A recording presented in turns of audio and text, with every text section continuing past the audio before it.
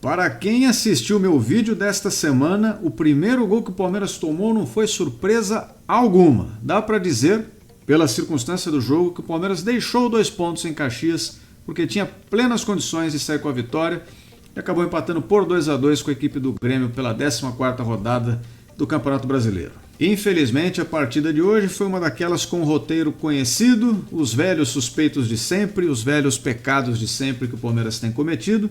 E se você quiser saber mais, eu até comentei aqui na minha introdução, assiste o meu vídeo dessa semana, que eu percebi que muita gente deixou de ver porque ele é um pouco mais longo. Mas lá a gente entra um pouco mais de detalhes sobre problemas crônicos que o Palmeiras vem enfrentando nessa temporada. Para quem quer olhar para isso mais de perto, assiste lá, porque neste vídeo aqui, como vocês sabem, na rodada eu passo mais rapidamente pelos assuntos para tudo poder ficar mais dinâmico e eu poder falar de mais coisas. Mas é isso aí. O Palmeiras encarou o seu problema crônico ali do lado direito da defesa, saiu perdendo com 2 minutos de jogo, o que deu uma complicada na vida logo cedo. Dava para ver desde o começo que o trato na bola dos jogadores do Palmeiras é melhor que o dos jogadores do Grêmio. A disposição em campo e até mesmo a presença física dos jogadores do Palmeiras é também superior aos dos jogadores da equipe do Grêmio. Por isso, em condições normais, em que você não sai perdendo de 1-0 logo de cara, em que você não fica empilhando laterais dentro de campo, o Palmeiras tinha totais condições de conseguir um resultado positivo, mesmo com algumas ausências, que o Palmeiras obviamente sente, jogadores lesionados, jogadores que ainda não podem estrear, jogador voltando de lesão, como é o caso do Dudu, que ainda não tem o mesmo rendimento, tudo isso é verdade, mas mesmo com as peças que nós tínhamos, faltou aquele algo a mais. Bom, o Palmeiras hoje jogou sem meio campo, porque infelizmente no primeiro tempo, os 3 jogadores que estavam ali nessa função, Aníbal Moreno, Fabinho e John, jogaram muito mal, verdade seja dita, em especial o John, que conseguiu errar tudo no primeiro tempo. No segundo tempo o Fabinho não voltou porque foi substituído.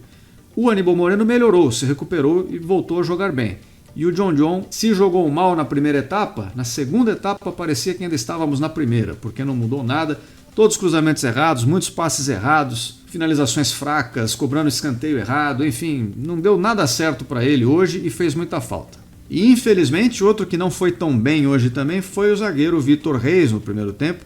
Ele que tinha feito um jogo excelente na rodada passada, hoje acabou perdendo na corrida algumas vezes para os atacantes do Grêmio, precisou cometer uma falta, tomou amarelo em dado momento e também não conseguiu evitar o primeiro gol. Então, eu falei isso já para vocês aqui de vários meninos que surgiram no Palmeiras, falei do Estevão, falei do Hendrick, vocês vão me ver falar de outros, provavelmente, que é normal. Os primeiros jogos de um jogador costumam ter muita oscilação de performance. Isso com todo mundo, dos melhores aos piores. Então com o Vitor Reis não quer dizer que ele não seja um bom zagueiro e não possa vir a ser muito melhor do que já demonstrou ter capacidade. Mas a verdade é que essa partida não foi no mesmo nível da partida anterior. Mas tudo bem, tudo tranquilo, segue a vida. E agora, a partir do momento que o Palmeiras saiu perdendo e começou a fazer substituições para tentar resgatar o resultado, aí eu confesso que eu tive até cãibras, porque a seção dos laterais voltou ativa. Então o Palmeiras tirou um meio-campista para colocar um lateral direito, depois tirou um zagueiro para colocar um lateral esquerdo e por fim tirou mais um ponta-direita para colocar mais um lateral esquerdo. E assim nós terminamos mais uma vez a partida com 4 laterais em campo. E aí eu já falei várias vezes aqui para vocês, não adianta virem os especialistas me explicarem com toda a sua sabedoria, do alto da sua torre de marfim de conhecimento, que eles estavam em outra função, eles não estavam jogando de lateral.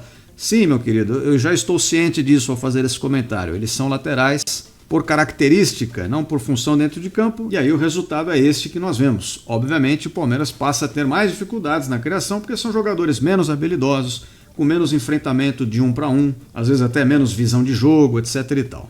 Hoje a gente consegue ponderar a situação, vamos colocar aqui em perspectiva também, pessoal, não é só dar bofetada de graça assim. O banco de reservas do Palmeiras hoje estava muito precário mesmo, é verdade. Se você dá uma olhada nas opções que nós tínhamos, a verdade é que nós não tínhamos muitas opções. O Palmeiras já entrou em campo com seus 2 centroavantes logo de cara. Se precisasse fazer uma substituição nesse setor, nesse sentido, não teria muita escolha, a não ser o menino da base, que entraria nessa fogueira.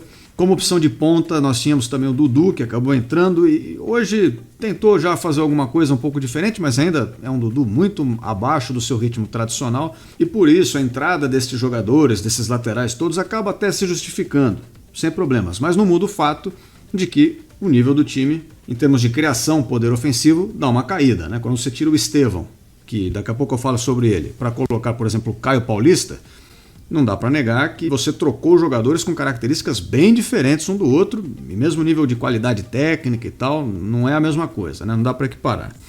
Agora, quem que jogou bem a final no time do Palmeiras? Quem que eu gostei das atuações? Bom, Flaco Lopes, para mim, fez um bom jogo mais uma vez, além de ter feito gol, mas fez boas transições ali, conseguiu achar uns bons passes, participou bastante do jogo. E o Estevão, inegavelmente, hoje acho que foi o melhor em campo. Desde o começo do jogo, fez aquele salseiro do lado esquerdo da defesa do Grêmio. Inclusive eu apostava nisso para o jogo de hoje. Quando eu vi que o Estevão estava em condições de jogar, eu imaginei ele enfrentando o Reinaldo do Grêmio, que joga ali por aquele setor. Eu pensei, bom, hoje vai ter alguma coisa que vai sair dos pés do garoto, porque ele vai ter espaço. E realmente teve, né? Acabou criando boas chances, acabou marcando seu gol também, bagunçou bastante a defesa gremista, mas não foi o suficiente, porque o resto do time não estava muito em sintonia. E pela lateral esquerda eu não consigo falar mal também do jogo do Piquerez desde o começo da partida, foi um jogo acho que razoável. Agora, vale notar uma coisa, pessoal, conforme o Abel Ferreira fez alterações na segunda etapa, ele tirou um zagueiro para colocar o Vanderlan, ele mais uma vez optou por fazer aquele esquema que ele já fez em outras partidas, de deixar apenas um zagueiro e dois laterais fechando aqui para fazer a proteção da defesa. No caso o Mike pela direita e o Piquerez pela esquerda. O Piquerez a gente já até viu fazendo papel de zagueiro e tal, mas não é a mesma coisa, pessoal. Você tira o rendimento do jogador. O mesmo vale para o Mike, que no final do jogo fazia esse papel mais defensivo, mas quando ele entra, o Marcos Rocha ainda estava em campo, mais uma vez essa dobra de laterais, que é uma insistência que a gente já conversou outras vezes, o Mike acaba fazendo o papel de um jogador mais ofensivo, como se fosse um médio ala pela direita ou um ponta direita, você pode chamá-lo como quiser, mas aí você não tira do Mike o que ele tem de melhor, cara. Ele acabou fazendo uma boa jogada que resultou no primeiro gol do Palmeiras, que é uma jogada que às vezes ele faz como lateral mesmo, e a gente, para quem acompanha há mais tempo, me via no final do Campeonato Brasileiro do ano passado elogiando o Mike aqui à torta e à direita. Falava, cara, melhor lateral direito do Campeonato Brasileiro, merecia ir para a seleção. A partir do momento que ele não joga mais de lateral, porque ele não é escalado mais assim, o rendimento do Mike já não é mais o mesmo. É culpa do jogador? Não é só do jogador também, né? Ele está sendo colocado para atuar numa função em que de repente as melhores potencialidades dele não estão sendo aproveitadas, enquanto lá atrás o Palmeiras passa. Enfim, eu não vou entrar nesses detalhes de novo, porque eu já fiz este vídeo que eu mencionei lá no começo de 17 minutos só falando sobre isso. Mas muita coisa fica desencaixada no time.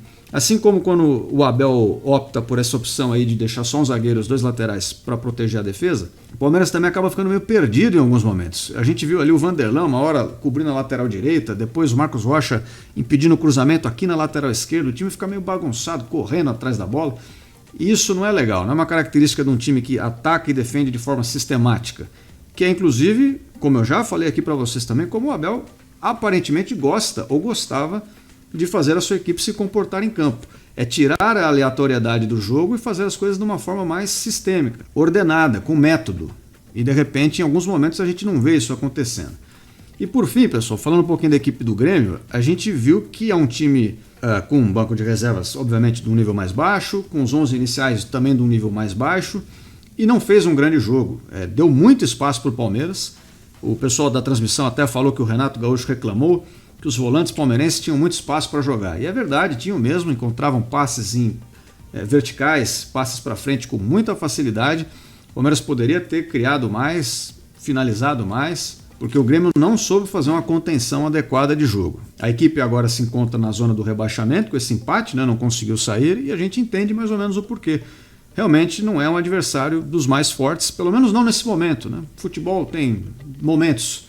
Ora os times estão mais ajeitados, ora menos, e esse não é o melhor momento do Grêmio, com certeza dá para ver também pelo jogo de hoje. Por isso eu digo, assim como mencionei no começo do vídeo, que era uma chance do Palmeiras sim voltar com os 3 pontos, sim permanecer na cola do líder a 1 ponto de distância, e infelizmente perdemos essa chance. E aí você não sabe, o Grêmio, apesar de não estar bem, é um time com recursos, então lá no segundo turno pode ser que se enfrente um Grêmio mais forte e tenha desperdiçado uma chance de pontuar fora de casa no momento em que a equipe está mais vulnerável. Mas, enfim, já foi.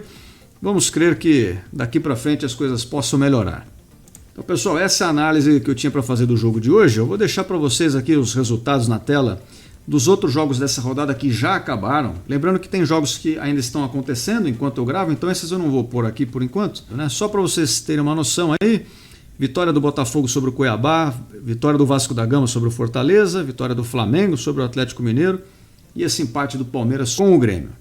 Aí do outro lado temos o Criciúma vencendo o Cruzeiro, São Paulo vencendo o Atlético Paranaense, Bragantino vencendo o Atlético Goianiense e o Bahia vencendo o Juventude. Vocês veem aí que vários jogos com expulsões de novo, né? Mais uma rodada cheia de expulsões. E aí a classificação momentânea do Campeonato Brasileiro, aí sim vale a pena a gente dar uma olhada, porque esses times da ponta já jogaram, então a gente vai ter uma noção boa do que está acontecendo. Então, ó, com esse empate, o Flamengo acabou abrindo a distância para o segundo colocado, que era de 1 ponto, foi para 3. Tem 30 pontos nesse momento, e o Botafogo, Palmeiras e Bahia, os 3 empatados com 27 pontos cada um, todos eles com o mesmo número de jogos.